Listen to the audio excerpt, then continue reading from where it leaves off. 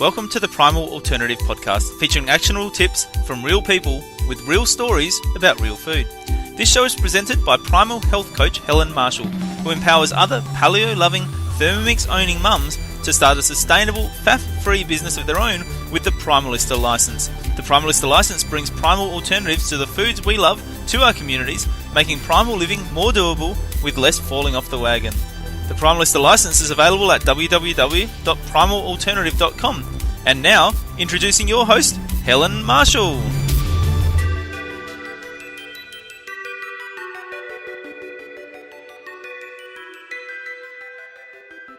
Welcome to the podcast, Emma. It's so cool to hang out with you today.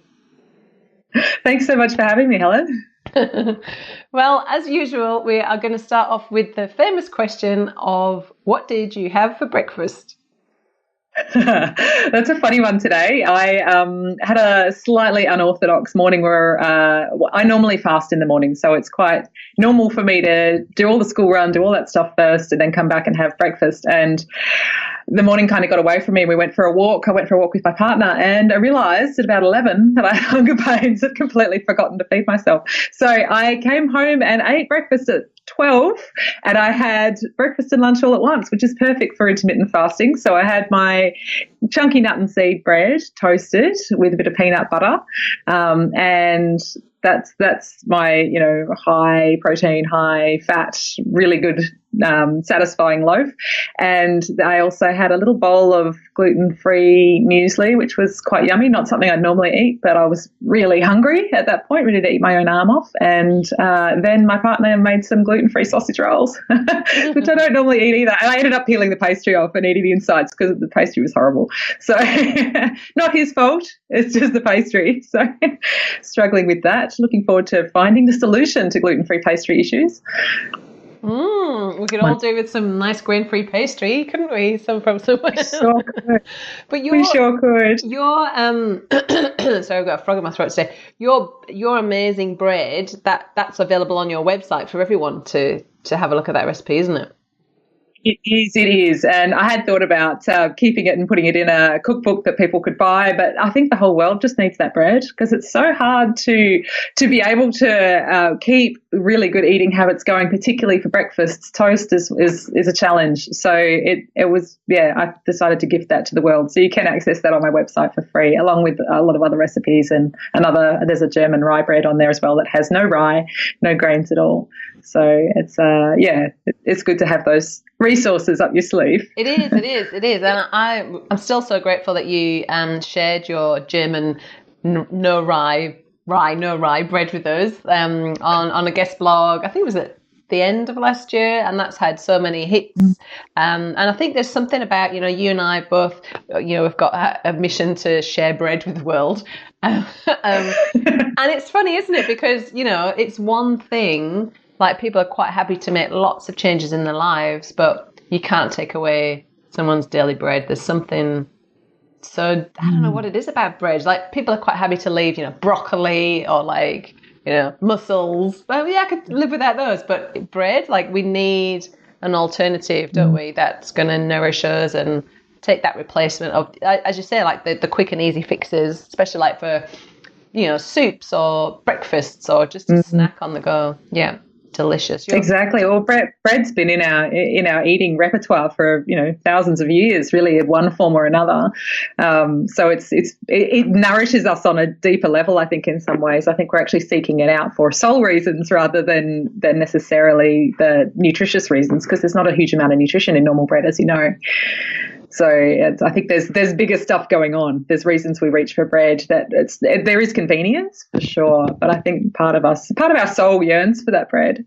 Yeah, and people do not want to give it up. So it's really great that you've got your recipes available to us, and we'll pop both of the recipes in the show notes for people to be able to access. So that's really cool. So Emma, I wanted to call you a different name, because I know you quite well, but I must call you Emma. Who's Emma? Call me nice names. Don't call me anything mean names. No, they're both loving names. So I know. I love you lots. So you're a medical intuitive. Yes. So shall we start by Can you tell us what that is and how did you become one? Okay, that's quite a story. So a medical intuitive can read the anatomy and physiology and the energy of another person and guide them to make the right changes to get to the bottom of why their health is doing what it's doing, how things are presenting and symptoms in their body are presenting, and getting to that deeper meaning behind health issues and the health crisis, as well as bringing out that the energetic meaning. So energetic being the emotional, psychological stuff that goes on that actually does create imbalance and illness in the body. So that's what I work. I work one-on-one with clients and doing that for other people. And it was quite a journey getting here. I didn't start out doing this sort of work. It took me a long time to come out of my spiritual closet. I still am a physiotherapist and nutritionist, so a very conventional background as a health professional, doing that for 2 decades odd now, almost 2 decades.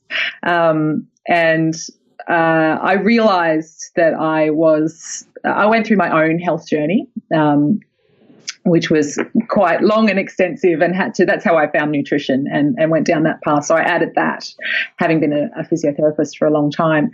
And I realized when I was working one-on-one with clients as a physio nutritionist that I was accessing other information that I had no way of explaining.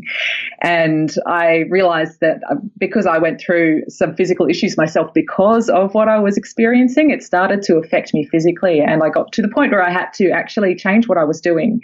I needed to really dive into this side of my work, because when I wasn't expressing to a client what they needed to hear, I was suffering physically from the symptoms that they were having. So I had to go into a whole self-exploration and realize, exactly how I could use this for the good of mankind, really, as a superpower as opposed to a super crippling, which is what it was. It was very, it was ruling my life in a very bad way for a long time. So it meant that I had to go into exploring that side of myself, my intuitive nature, and that connection that I had very strongly. So, and that's been wonderful ever since. So it's been, a couple of years now of working, or several years now of working as a medical intuitive solely, and not trying to sneak it in, which is what I did for a long time as well. So I came completely out of the spiritual closet and no longer sneak it in, and it's what I do. It's who I am. It's what I do. And since then, my health has been so much happier. My body has been very, very grateful that I'm walking on my path. So, and I've been able to serve hundreds and hundreds of people in this way, which is a wonderful experience. So take us back to, you said that you've been on your own health journey. Can you tell us a little bit more about how that was for you? Yeah, sure. So I remember when I woke up, I was 38. I was 28. It was further ago than that. I was 28 and I woke up on my 29th birthday, and I remember just crying. I didn't want to get out of bed because I was in pain. I had constant joint pain. I had constant headaches. I was obese. I was depressed. I had a chronic lung condition. I had chronic skin conditions. I had all kinds of issues, including I'd been diagnosed with things like irritable bowel syndrome, all sorts of stuff that were real diagnoses. I'd been given fistfuls of medication by the doctor, told I'd need to take them for the rest of my life. I would always have these chronic conditions.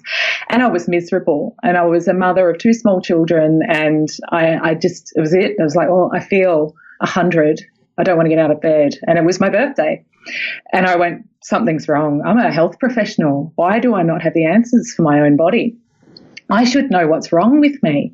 And so I realized something wasn't right, because a 29-year-old shouldn't feel that way. I shouldn't feel 100 and not want to get out of bed.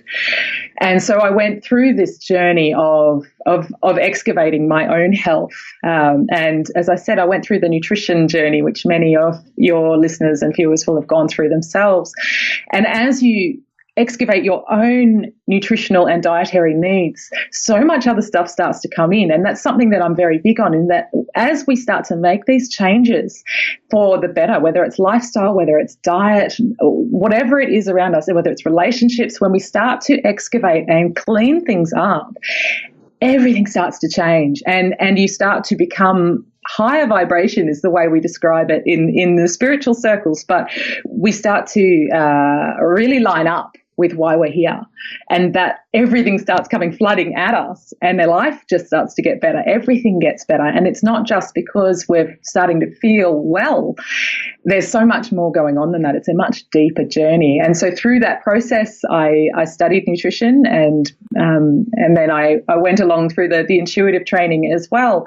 But it was such a journey of health that I got to the point many years ago now that I no longer have any of the diagnoses. I don't have the arthritis I had. I don't have the irritable bowel syndrome. The things that I should have had forever, I don't have. I no longer take any medication, and I haven't done for years. And I look younger now at 41 than I did at 29, which is the thing that just amazes me.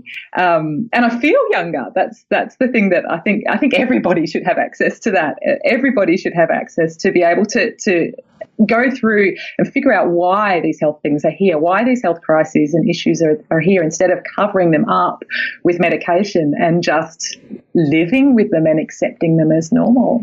If we can get to the bottom of them and heal through that process, then we should. By all means, everyone should feel this good. Absolutely agree. But, looking at you now, it's hard to believe that you had any of those conditions. Obesity and skin conditions, and you're one of the most healthiest, energetic, amazing looking women that I know on this planet. And Thank you. I can barely imagine Emma, who is 29, lying in bed and crying and not wanting, feeling 100. So what did you do? What did you change? What did your when you had all of those chronic health conditions, what did your life look like then in terms of what you were eating and what your lifestyle was compared to what you did to flip it around? Because that's pretty freaking amazing what you've done. It's huge. It's huge. And the thing is, it's sustained. It's been several years now of feeling good and not having all of these diagnoses. So, and I think that's the thing, because we can often get to the point where we go, oh, it's gone. Oh, it's back. And I think that's the key, to be able to get rid of it and keep it gone, including the weight, not had to struggle with that ever again. And so, yeah, it's a very good question. The first thing I did was to go through my diet. The first thing I did was to change things. And of course, I had very much a standard Australian diet, and I tried all of the weight loss diets, because my weight was obviously the thing I thought I was most depressed about, despite all of the issues that I had otherwise, and not needing to hang around bathrooms a lot when I went out, and that sort of stuff. It was my weight that I was really concerned about at the time, and as most young mothers were. So I tried the CSIRO, the Dr. Phil. I tried all of the stuff that was out the French women don't get fat diet. I did everything. And I was occasionally losing a little bit of weight, and then I put it all back on again with friends. And then I realized that something else was going on, because it was a naturopath that I saw, who was a very, very intuitive naturopath. She was fantastic and very scientific too, which meant a lot for me with my science background. She said, have you thought about maybe your food might be related to your symptoms? I was like, but my doctor never said that. I don't. Would that be a thing? Is that even a thing? So, can food cause symptoms? And so from that point, I was like, oh, this is new, and went down a whole other path. And so I did an elimination protocol, and I figured out which foods I was sensitive to, and I pulled those foods out of my diet. Things started getting dramatically better very, very quickly. And then I started to realize how to tune into my own body and how to actually listen and know what my body needed, and get to know myself, because obviously we eat, loads of pasta and bread and stop in at McDonald's, and we go out for, KFC and fried foods, and we think we're eating healthy because we're having lots of fruit and vegetables, but that, with all of the foods that don't serve us, doesn't make us well. And for me in particular, we each have our own specific diet that we need. We can't follow the diet ethos that's put out by others, because we're each unique.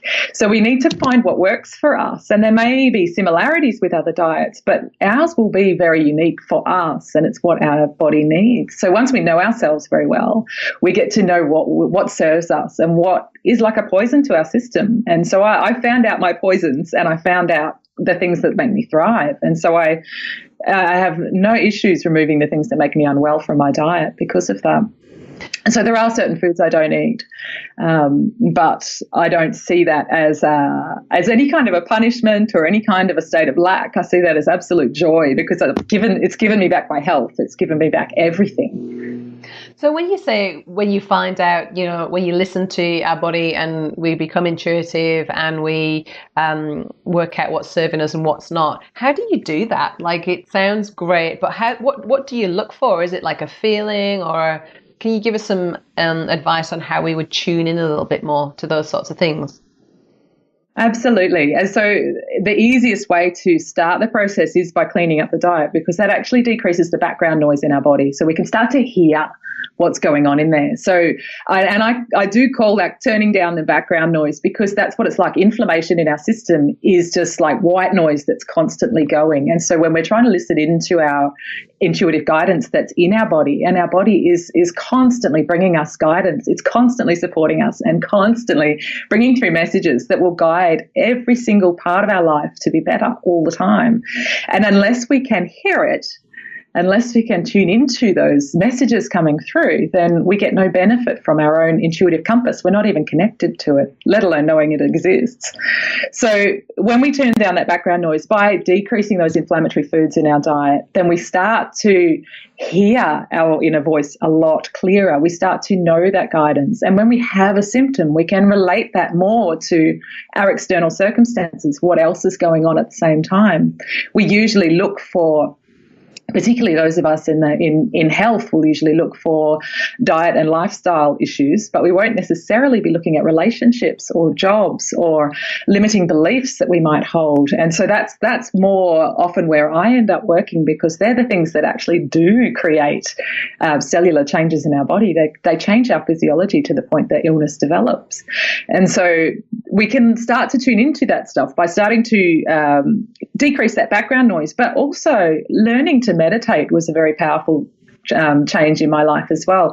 Learning how to sit in stillness and silence and actually listen to what's going on in my body, to become aware if I have back pain, to be aware that there's actually pain in my back and that it's telling me to stop doing what I'm doing, and to really sort of have a think about why that may have appeared. What else is going on in my life? Am I at that point where I'm having, say, stress about finances, or is there something else going on? Or maybe I've had an interesting conversation with somebody else, or something that might have upset me, and really start to excavate the reasons that are a little outside the box as to why that symptom may have appeared. Because sometimes it's as simple as addressing that outside external thing or that internal belief around an external situation, and the symptom has gone. So whatever physiological reason we may put as a justification for a symptom arriving, when we deal with the psychological stuff, the symptom will go away. Doesn't mean it wasn't real. It's just as real.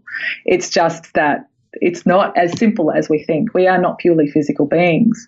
And so we can actually really change our experience in our day-to-day life by learning to listen to the messages coming through and being open to the opportunity that it may not be as simple as we thought. It may be something else that's going on that we have control over. We can choose something different in our lives and it will have a different result. Wow. It's so much, it's almost like a little bit hard for me to get my head around a little bit, but can you expand a little bit when you said we're not just physical beings? Like, if we're not just physical beings, what else are we? Well, we are at the very, very microscopic level, where we're vibrating particles, and those particles aren't really particles unless you're looking at them. So when we get down to the quantum physics level, we're actually fields. So we're fields of electromagnetic energy, and these fields are vibrating at various frequencies. And so these fields are little tiny, tiny, tiny subatomic particles inside bigger fields that sit inside bigger fields that sit inside bigger fields. And we end up being this beautiful constructed creature that is so much bigger than our physical body. We have a lot more influence in our surroundings than I don't know if I'm explaining this very well, but we have a lot more influence in our surroundings because we have this energetic field outside of our body, that our physical body is not where it finishes. This is simply the densest part of our whole being. And our whole being is simply the least dense part of this physical body. So we are much bigger than we think we are. Our energetic body expands right out into the room around us. And we can often have an experience of that when we walk into a room with other people. We'll feel what the energy is like in the room when we walk in. We'll know if everyone's having a fight with each other and is silent because they've been fighting, or we'll know if they're silent because they've just finished laughing. We will feel that as we walk in because that energetic shift is different in the room. So that's an example of what I mean there. And so that energetic body is created by our psychology, by our emotions, by our relationships, by our interactions and our beliefs. That's what creates that whole energetic body around us. And this part of us is still energetic. It's just the densest part, this physical body. And so we can't just treat this physical body. We have to look at the whole being in terms of when it comes to medicine, when it comes to health, when it comes to lifestyle. Our whole being is what needs to be approached. It's a much bigger big picture than perhaps what is being approached in most health circles today. Yeah, and I think we can all relate to that, when we've walked into a room and we've got bad vibes or on the days, like I know the days when I've been feeling a little bit, quiet and flat, let's say, compared to, like energetic and out there, it's almost like everywhere you go, people treat you like that, even though they don't know what mood you're in it. Then that must be, I guess, from that energetic body, right? That they're picking up on your vibe. And it's funny, isn't it? Because when you're high vibing, everyone seems to treat you so much nicer. Everything goes your way, like people in the coffee shop, people smile at you in the street. Whereas when you're in a bit of a funk, everyone's an asshole. And so that must just be, true. They're everywhere. They're everywhere. Maybe it's me. So this is all so interesting. But from like a practical level, what can we do to nurture, I guess, our physical body and our energetic body so that we are more, like you say, aligned with like more high vibing? What can we do?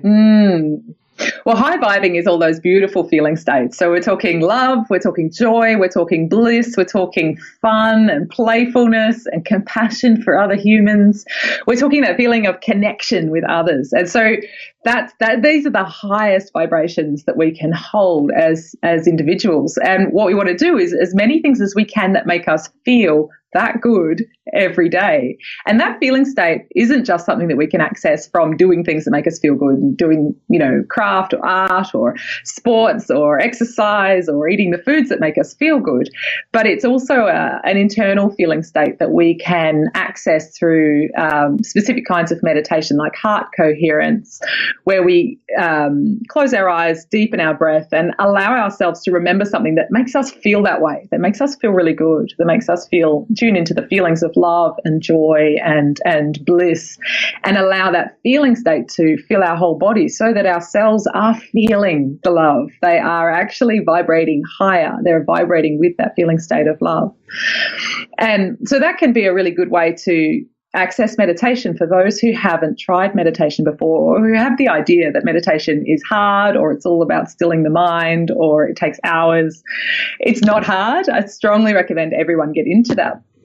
It can take 1 minute. It can take one breath. We can have very tiny micro meditations throughout the day, but it is very much about becoming aware of our thoughts, becoming aware of our patterns, and changing our internal dialogue and our internal feeling state to be able to support our body, support our energy, support our health, and stay connected with who we are. Because it's so easy in this world of social media and so much information coming at us constantly. It's so easy to be disconnected with who we are. We're disconnected enough with our own families and friends, let alone with ourselves and who we really are, because we're so busy busy often trying to post, happy snaps of us with our kids, that we aren't actually present with our children in the moment that we're taking those photos. And it's quite an interesting thing that's happening now. So that's one practical step. Meditation is one of my biggest recommendations. And another one is to start to look at health issues, to start to look at symptoms in the body as messengers, as opposed to a burden that has come,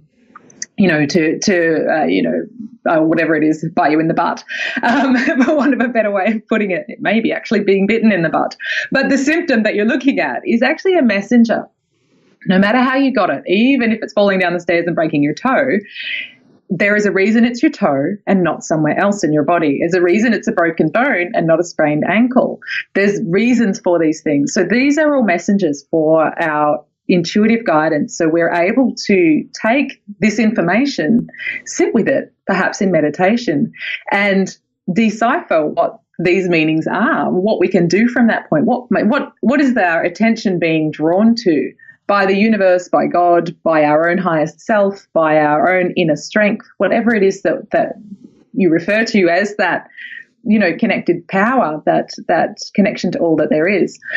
But that ability to connect into that using your own physical body is something we each have access to, and it's free. So when we sit in silence, we can start to listen into the symptoms coming through. But unless we see them as messengers, we discard them, or we take paracetamol to dull them down, or we'll take cough medicine to stop the coughing, or, we do things to numb out our symptoms. But when we listen to that message coming through, we have the ability to take action. And when we take action on that message, everything changes from that point. And often the symptom no longer needs to be there once we've taken that action. And it may be something that seems unrelated. And it may be simple action like realizing a thought pattern that you have that's not serving you.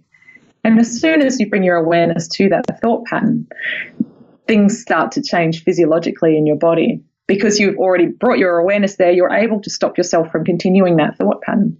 And for instance, I did actually fall down the stairs and break my toe. That's an example from me, not one of my clients. And it was the interesting. Message in that for you?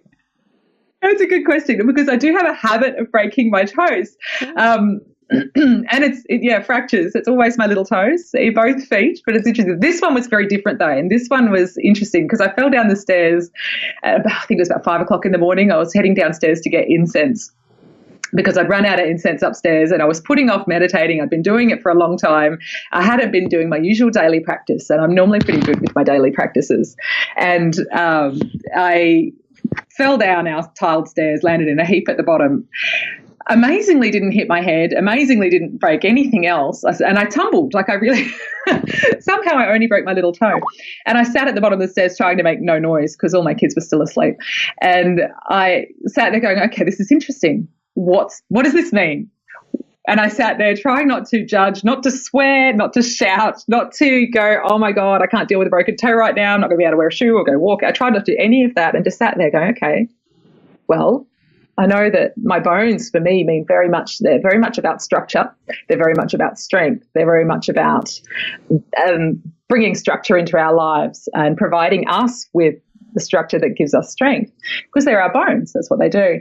And I knew straight away in that moment, and that was just because of the way I know my body and the way I tune in, that I had been creating false structure. I thought I needed to have incense in order to meditate. I needed to only meditate at 5 a.m. I couldn't do it any other time. Needed to be at 5 a.m., needed to be for half an hour. If I didn't do that, then it wasn't meditation. I had all of this false structure around my daily practices, and it was preventing me from nurturing and nourishing myself in that way, which for me is very important. And so I realized in that moment straight away, and the pain rapidly decreased because I realized, and yes, it was broken, it was black, and it was a funny shape, but that's okay because it healed very, very quickly. But it was a constant reminder in that time, that pain was a constant reminder that I needed to remember to meditate. for my own well-being, I needed to tune into myself and allow myself that space and create it wherever I was. I didn't need to be without children. I didn't need to be 5 a.m. I didn't need to have incense. And so I took all of that away, and it made such a difference. And I haven't had that issue since. It's been very interesting. And it's so easy. We often get into that pattern of thinking that we need certain circumstances in order to support ourselves. Like our children can't be at home if we're going to be able to run our business, or we can only eat healthy food during the day when our family's not home. We can't eat it for dinner when they're home. Or, we create this false structure around what we can and can't do, and it doesn't serve us.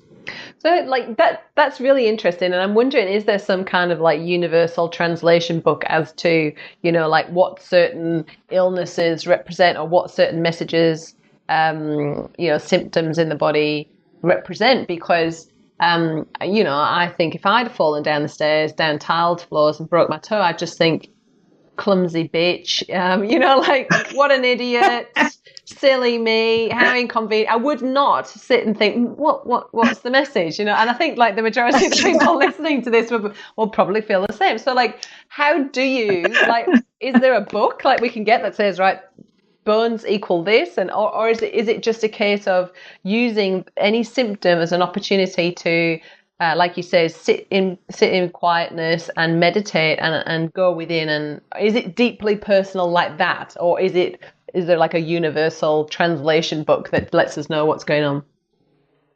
Well, that's actually a really excellent question, because there are a lot of books that translate it, but to be honest, most of them don't cut it. They are very much about the writer. They're not very much about the reader, and they dictate to you what your body means.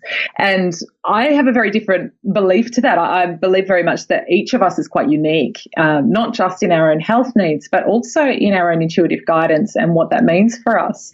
And certainly with my experience with my clients, that is the case. Something for them that if it had happened to me, I would have known instantly that it was a different meaning to what it is for them. For them, it's quite different to what it would be bringing through for me in terms of a message.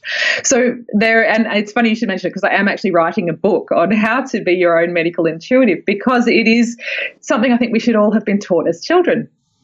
We should all know how to tune into our body and use it for intuitive guidance. We should also be able to tune into our body and know when we eat a food that doesn't serve us. We should be able to tune into our body and know when a certain exercise is doing us harm, or when it's actually doing us the world of good. We should be able to figure that stuff out for ourselves, because we are our own best healthcare provider. We're our own best medical practitioner. We're the ones who know ourselves best, and we know when perhaps the medication is doing us more harm than it is good. And yet often people will still take the medication and say, but that stupid doctor gave it to me. And I have so much respect for doctors. People hand over their whole responsibility to medical staff. They hand over their life to a doctor and then get upset if things don't go the way they think they should. But we each have responsibility for our own health. And I know every doctor I know would say that that's absolutely true. We should be taking our own responsibility for our health in that way. We should be making these decisions for ourselves as to what serves us and what doesn't. And so, yeah, I absolutely think that it's something that we each need to learn how to tune into our own bodies. And yes, there are lots of books, and I love the work of Caroline Myss, but she's less anatomical because she hasn't come at it from that medical background. She's had to learn that stuff as she's gone. But a lot of her teachings come from very ancient practices, very ancient traditions. And so there's a lot of ancient wisdom that she brings through. But I think that still is only a framework. We are the ones who can really tune into what that means to us in our physical body and what it means to us when certain symptoms, say, keep recurring. If the same thing keeps happening or coming back, and back pain's a good one, or headaches, when migraines come on, yes, sometimes it's related to diet, sometimes it's not. Sometimes it's related to other things in our lives. And until we start to look at those other things and not just think, I'm a sufferer of migraines, I have a diagnosis of migraines, therefore they're going to keep coming back for no reason. There's always a reason. There's always a reason. And it's just being open enough to keep digging until you find that reason for you. And it's quite unique for each person. And how do you know if you're right? You might think, like I sort of, let's say one of my symptoms, like normally get chronic neck pain, like just stiffness in my neck. Sometimes, and then sometimes not, and then sometimes I do, and then sometimes not. And whereas like when I've looked in, like I've got The Secret Language of Your Body by Ina Segal, which I used quite a lot when I was meditating, and I like that one. That seems to sort of been quite true, and that's all about being not being flexible, being very like single-minded and sort of a control thing. And sometimes that seems like it's right, and then other days I think, well, no, it's not that. So how do you know, like, when you've got the right, like, you've got the right message from your body? Yeah, it's tricky. It is tricky. And often the first time you might not get the right message. But when pain keeps recurring, that's usually the best way, because if you, and particularly if you keep a journal at all, but if pain keeps recurring, start to take notice of the other circumstances in your life at the time that pain arrives. So start to take notice of what's happening in your head at that time. So your thoughts, your beliefs, things you might be telling yourself, people you might be judging, issues that you might be having with certain other people in your life, partner, boss, mum and dad, siblings, children, starting to notice when those things are recurring, and pick up any patterns that are happening between the pain and the physical symptoms and the life stuff that's happening. And so, yes, it's good to know that the issues, and yet the spine is very flexible, and in particular the neck is more flexible than any other aspect of the spine. So flexibility does make sense. And for me, it's very functional. The way we can go through the definitions of the body and the way the body is bringing through messages and meaning is very much about the function of those body parts, the anatomy itself.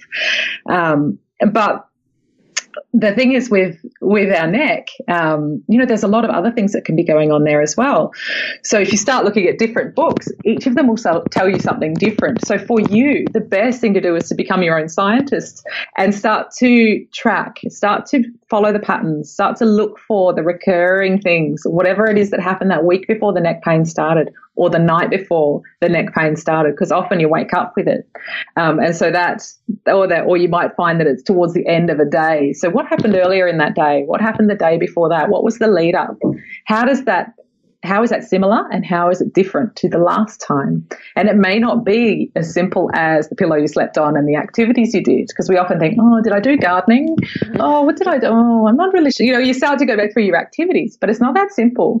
Did you have a nasty phone call with one of your parents that day? Did you have an odd interaction with somebody at school drop-off? Did you have you been feeling particularly down about yourself that day? What else is happening in your thoughts and in your feeling about the world?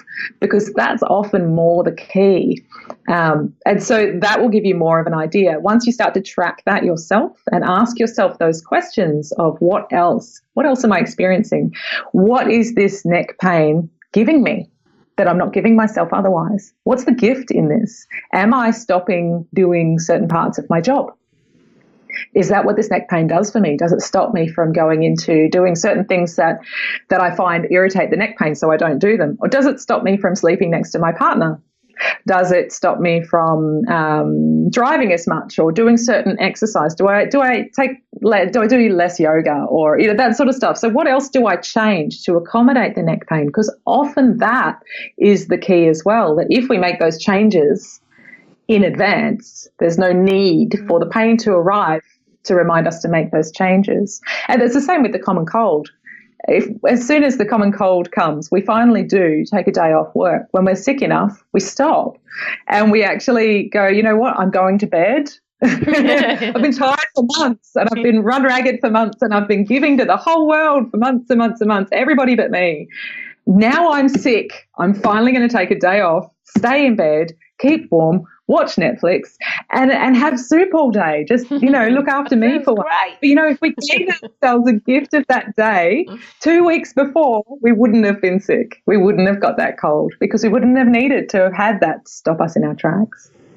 So your role as a medical intuitive with clients coming to you, are you, like I've been talking a little bit about the translator, are you like the translator? So people will come to you and say, I'm feeling like this. tell us a little bit about how your role works with your clients, and what sort of things do your clients come to you with? A wide variety of things, actually. And some people come to me with no health problems, and that's wonderful too, because if they've got things in their life that aren't quite working the way they want them to, it's always easier to get in and change things with them before the symptoms and physical illness have to start. So, because these life things do lead to the physical illness. So there is a link there.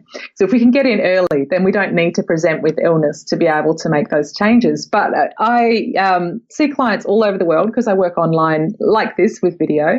And I see clients with a whole range of things. I've had clients come to see me with anxiety, depression, aches and pains, thyroid problems, digestive problems, rheumatoid arthritis, fibromyalgia, all kinds of things, and even as serious as cancer and some life-threatening diagnoses as well. So I've had a whole range of clients, and sometimes people will come and see me for one really powerful, life-changing session, and other times they will come for a series of sessions over 6 months to be able to support them to get their lives back on track, to get their health back on track. And so when I work with clients, we're working online, but that doesn't change anything about how powerful the interaction is. It's just as powerful as working in person. And in some ways, it's more powerful, which is, I've always found that very interesting. We're very lucky that we live in this age of the internet, that we can do this type of work from anywhere in the world. And so I am very much the body translator. So for a person, and that's how I work generally, is that I will guide a person into the space where we can do the work, which is generally just a very gentle meditation to get us both in the right space. And then I will go in intuitively and tell them what's coming through very strongly from their body. And I work in a different way to some people. I'm predominantly clairsentient and clairvoyant, so I feel physically in my body what's happening in another person's, not just the symptoms, but the energy behind it. So I feel very much if there's pain or grief or hurt, or if there's anger or frustration, I feel all of that coming through the body as well. I also feel when the nervous system is overrun, or when certain glands are struggling, and I feel all of that stuff I can translate through. So I can generally get to a lot of the bigger reasons why there are health issues for a person. So, and often people will come to me with a range of things going on. Sometimes they seem quite minor by themselves in isolation, but when you've got 20 minor things going on and your health is this really messy picture and no one can give you any answers, they're often the clients that come to me as well, because they want to have those answers. They want to know what this bigger picture is. What does it all mean? What's causing all of this stuff? And I can offer that to a client because I look at that bigger picture for them. But I very powerfully help them to see their own soul as well, to see their own meaning, their own reason for being here, and line up with that sole purpose, that the reason that they're here, their true nature. And that's very powerful as well, because many of us are very disconnected from our souls. We are, and I think that's what it really all comes down to, isn't it, is the connection. And when you're feeling connected connected to nature, connected to your soul, connected to, the community, in every single way, is all of that connection. And I think that's really, one of the ills of our society is that disconnection, and yes. This is a way to enhance that connection, which is exactly the kind of work that I want to do as well, and to bring that connection around with food. And I love that one of the things you said about cleaning up how people eat gets rid of all of that distortion, and it was exactly the same. For me, I couldn't hear my inner guide at all because of all of the pain, the brain fog, the exhaustion, the fatigue. And then when that went, I didn't, change my diet to become a food franchisor. That wasn't the plan. It's just change our diet to stop feeling sick. And then before you know it, the whole world is just kind of like, and then you're given this, this is what I'm here to do. This is what I've got to do next. I'm not sure what I'm going to do next, but I trust that my path will be lit for me along the way. So, which I just find it's just so fascinating to bring it all back to food and really sort of taking it full circle, Emma, from where we started our conversation. And just to wrap up with, I'd really like to get an idea of what do you eat now? Like, because I know you told us weight loss, and managing your weight is just not an issue for you anymore. And I know that a lot of my listeners will be like, what does she do? So you've got to tell us what does your diet look like now? That's a very good question. So I eat loads of fruit and veg. I'm a huge fan of veggies. And to be honest, whenever I go away, I always come home. The first thing I want is a giant bowl of steamed veggies with heaps of butter and salt and pepper. So just really plain. But that's not what I eat normally. I do eat lots of veg. I don't just eat that. I do eat some meat, and usually grass-fed, free range. I try and get the best quality that I can. And there are times when I will not eat meat for various reasons. My body just tells me whether I need it or not at the time. So there will be times when I would normally say vegetarian, but I don't eat eggs and I don't really eat much dairy. So that makes me more vegan, which is a bit harder to do when you're gluten-free. Anybody out there who's a gluten-free vegan, you'll know exactly what I'm talking about. But so hats off to you. It's very hard to maintain that way of eating because it's almost impossible to find food when you're out. So I don't eat grains apart from a little bit of rice and some quinoa. I eat lots of fruit and veg. So I eat my sweet potatoes and a little bit of meat. I don't eat eggs because they don't serve me, and I don't eat gluten at all, like not even a tiny amount, because it doesn't serve me. I get very unwell for a few weeks if I eat any. So, but other than that, and I don't eat much dairy. So a little bit of cheese here and there, because cheese is here and there. Yeah. Cheese is hard to resist. Cheese. And I tend to so I don't drink coffee. I do have the odd decaf, really, really high quality, beautiful beans. But that's only because coffee doesn't serve me. It does have a lot of health benefits for some people, but for me it aggravates my nervous system. So it's better for me to not be bouncing off the walls more than I already am. I'm with you on that one. And it's such a difference, because I love the coffee ritual, and I think because I felt like I'd given up so much in my diet, I was like, I'm not giving up my coffee. And then I just realized that actually, if you get in it was beautiful organic beans that we ground ourselves with my homemade cashew milk. It was like the most high quality coffee you could get. Mm-hmm. But it was just that shot of, I just did not need that extra cortisol in the morning. I'm energetic. I'm a morning person. I'm out of bed. I'm like, zing, let's go. And I just, that I did not need it. And I just really enjoy my decaf. So I still get that same ritual, but there's none of that nervous system fryingness going on, which is great. So what do you think about alcohol? Yeah. Do you drink wine? On occasion, yes. At the moment, no. But that's not because I don't think that wine has its benefits. It just wasn't serving me. So I'm having a break. But red wine in particular is, as everybody knows, very widely researched with the resveratrol and the antioxidants, and it's very, very good for us. And all of the blue zones, the majority of them drink red wine. The people who live very, very long lives, the blue zones in the world. And alcohol is in moderation is generally a part of their diet. So up until fairly recently, I was having red wine probably a couple of nights a week, but only small amounts. So keeping it to that. The problem with alcohol is that it is quite vibration lowering. So it's a balancing act. So if we have too much, we don't ever realize that we're actually numbing ourselves down. We have it too frequently. We never get to the point where we feel really good. We're constantly coming off the wine and trying to build back up, and then we need the wine to recover. And I found I was in that cycle as well for a while years ago. So it's quite an interesting thing to realize the vibration, and having the break has been really educational for me. So it's quite interesting. So no, not at the moment, but it has its benefits. And what about chocolate? Sorry. And what about chocolate? Chocolate's wonderful. And chocolate's a hard one because we can get very addicted to chocolate. And for me, chocolate's often a sign when I'm really craving. It's a sign that I've forgotten to take my supplements again, because I do deplete in magnesium. So I find I need it's just the way my body obviously works. I obviously need to maintain magnesium supplements.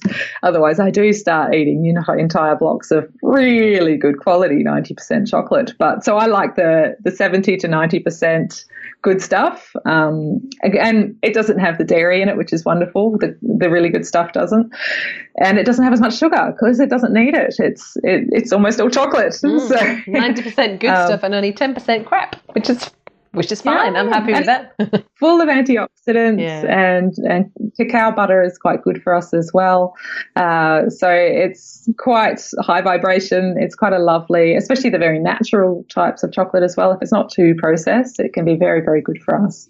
But again, it's one of those things. It entirely depends on your body. Some people chocolate doesn't serve at all, and chocolate does have a fair bit of caffeine in it. So if caffeine is the thing that's triggering your cortisol and your nervous system, and then chocolate is something still to consider, because often people will have lots of chocolate instead of coffee, yes, or lots of tea instead of coffee, and tea has almost the same amount of caffeine, so it can be quite a thing when we start looking at the little component parts of food and really taking them down to what they're doing to our body on that deeper level. Now, you've mentioned briefly that you're writing a book. Yes. What's that about? So it's teaching people how to tune into their own bodies and how to start to read the information coming through and what to do with it, I guess, as well, to what steps to take and tools to use to help clear these things. So it's all well and good realizing that we are perhaps looking at limiting beliefs that are keeping us stuck. So we may have a feeling of unworthiness, and that's perpetuating a certain physical issue in our body or symptom or disease process that we have going on. But how do we deal with that? And so it's teaching us how to tune into our body, to figure out what the messages are, but also to some tools to help to clear those things and to live a wonderful, full, happy and ageless life. Sounds fantastic. I'm hoping I'm going to be getting a signed copy, hopefully hand delivered when it's ready. I can stop by for some chocolate. That's fine. Oh, yeah. Do you have a launch date in mind for your book, or is it sometime later this year, next year? It will probably be the beginning of next year. That's where I'm looking at the moment. I'd love to have it done earlier, but I will see how I go. This year is flying by. It is May already. Holy moly! And the book, like it's like giving birth to a baby, isn't it? It's like your whole head has to come out onto the paper. So yeah, don't rush it. Get it how you want it, and I'm sure that it'll be here in no time, and we'll all be rushing to buy it and read it, because I think that this is like the next level of becoming an expert in your own self, taking that N=1 to the next stage, and really listening and tuning in and getting rid of all of that distortion and finding out what's going on, so we can strengthen that connection. So it's incredible. Absolutely. Emma, if people want to work with you one-on-one, how can they find you?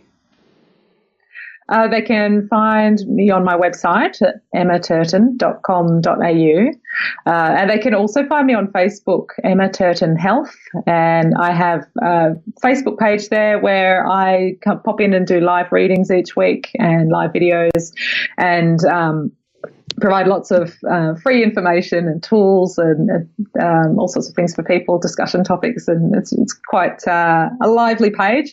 So I'd love people to come and find me there, or to check out my website, and they can stalk me for a while, and feel free to sign up, and they can read my blogs and things like that as well. There's lots of free recipes there. Anytime I finally get through a recipe trial process, and hats off to you, recipe trials are a nightmare. So it takes such a lot of work to get a recipe from, oh, that's pretty good, I could probably put that out to the world, to, well, actually getting it to be out to the world, because it's worth putting out to the world now. So it takes a lot of effort. So well done. Because I love your fruit toast. Absolutely love it. It's in my freezer right now. Oh, good. So good. Yes. No, they do. That one, the fruit toast started off, it was about 2 centimeters high the first few back, like for about 6 months it was that, and then I was like, oh, this isn't good, we need to kind of make it like a proper size loaf of bread, but it does, you're right, these things do take a long time, and and even if you do have amazing recipes, it's another thing to turn it into a business or a cookbook, so wow. It really is. Yeah. So hats off to all the recipe book people out there. Yeah, for sure. So Emma Turton Health, that's how we can find you on Facebook. Yes. Awesome. Yes. Well, thank you so much. I'm on Instagram as well. And on Instagram, Emma Turton Health as well. Yeah, so cool hanging out with you today. And you've given us you've really helped us get an idea of what it is that we can do to become more of an expert in ourselves, which is, I think, what everyone listening to this podcast is striving to achieve. So thank you so much for your time, Emma. It's been really cool. Oh, thank you so much for having me. It's been a real honor. Thank you.